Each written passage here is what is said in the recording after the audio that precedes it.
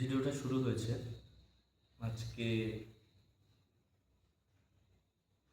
16 তারিখ। এখনই 12টা বাজলো। আমিও ভিডিওটা শুরু করতে চাইলাম একটু রাত্রি করে, কারণ সারাদিন কাজের ব্যস্ততার মধ্যে আর নিজেকে সময় দিয়ে উঠতে পারি না।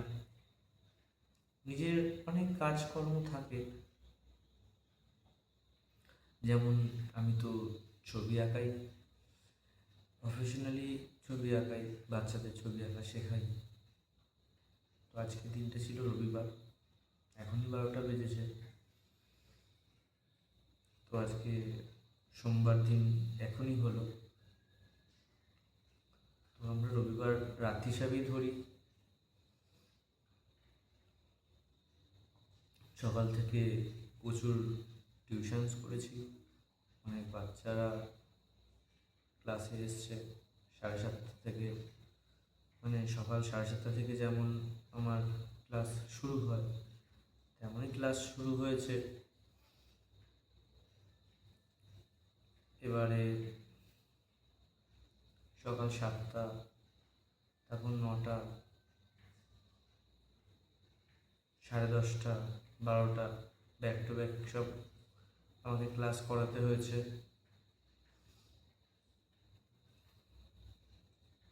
আজকে মোটামুটি সকাল থেকে 60 জনের ওপর ক্লাস করেছে। ভাবি অনেকদিন ধরে যে একটা ভিডিও বানাবো, তো যে সময় সুযোগ সব কিছু মনে রাখতে পারি না, বা সময়ে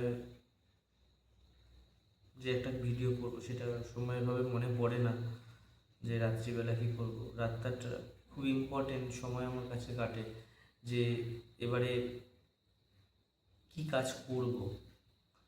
সামনে পরীক্ষা, অর্থাৎ সামনের সপ্তাহে 23 তারিখ আমার পরীক্ষা, মানে আমার অর্থে আমার স্কুলের পরীক্ষা।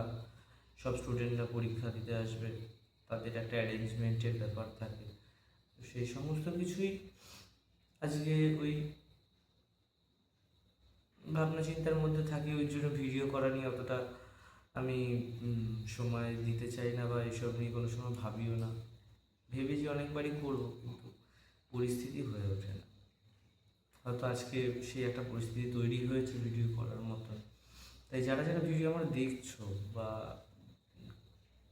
এরপরে আমার যে কথোপকথন তোমরা শুনবে, যদি কোনো সময় আপলোড করি তাহলে, তো যেটা বলছিলাম যে সকাল থেকে ব্যাক টু ব্যাক ক্লাস, তারপরে দুপুরবেলায় একটু ঘুমাই, 15-20 মিনিট ঘুমাই, তারপরে আবার 4টে দিয়ে ক্লাস, আবার ব্যাক টু ব্যাক ক্লাস। তো আজকে সারাদিনটা খুব ভালোই কেটেছে আমার। ক্লাস চলতে খুব ভালোই কাটে, তবে ব্যস্ততার মধ্যে কাটে, সেটা একটা সময় খুব আমি হ্যাপি ফিল করি। এই কাজের মধ্যেটা আমি থাকলে পরে খুব আমি ব্যস্ততার মধ্যেটা আমি যেটা থাকি সেটা আমি খুব হ্যাপি ফিল করি। এবারে শরীরের একটা ধকল থাকে, কিন্তু অথচ কাজ না, বা অথচ আমি যে টিউশন যখন আমি করি না, বা কোনো সময় আমার ক্লাস অফ থাকে, তখন আমার খুব একটু বোরিং ফিল হয়।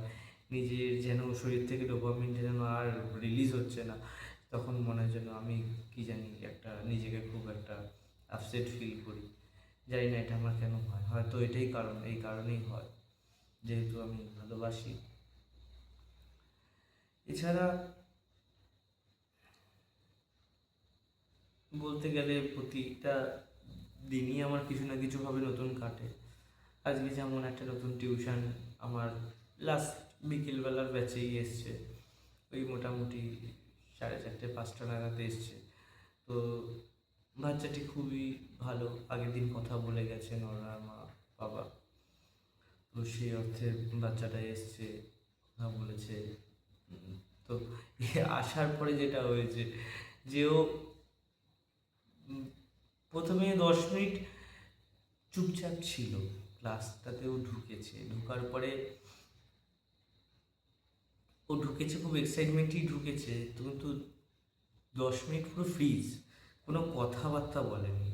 আগে ভাবলো, বুঝতে পারছে না কি করবে কি করবে না, আমি নিজেও একটু কনফিউশন ছিল, ও কি ড্রয়িং শিখতে পারবে, ও কি আমার ক্লাসে কন্টিনিউ করতে পারবে, নাকি ছোটো বাচ্চা, সবই 3-4 বছর বয়স, তো ওকে ওই ওর মতন করেই কিছু ড্রয়িং দেওয়ার চেষ্টা করেছি, যে ওর ড্রয়িংটা কি অ্যাকচুয়ালি প্রথম দিন আমাকেও তোকে বুঝতে সময় লাগবে, ওর কী নেচার, ওর কীরকম পছন্দ।